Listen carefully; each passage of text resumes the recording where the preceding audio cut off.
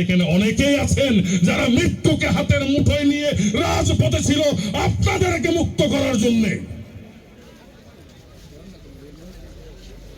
আজকে এখানে অনেকেই বলছেন আমাদের কাজ আছে, অনেকে কাজের জন্য আসতে পারবেন না, আসতে পারবেন না। ওনারা যখন ডাকবেন তখনই আসতে হবে। ওনারা আপনাদের জন্য জীবন দিয়েছে, আপনাদের জন্য অঙ্গহানি ঘটেছে।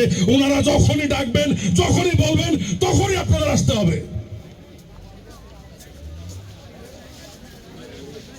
আজকে যদি প্রতি মাসে পঙ্গু মুক্তিযোদ্ধাদের ভাতা দেওয়া হয়, ৭১-এর পঙ্গু মুক্তিযোদ্ধাদের ভাতা দেওয়া হয়, তাহলে আমার দাবি হচ্ছে ২৪শে আগস্টের এবং বিগত ১৭ বছরে যতগুলো আন্দোলনকারী মানুষ পঙ্গুত্ব বরণ করেছেন তাদেরকেও ভাতা দিতে হবে প্রতি মাসে।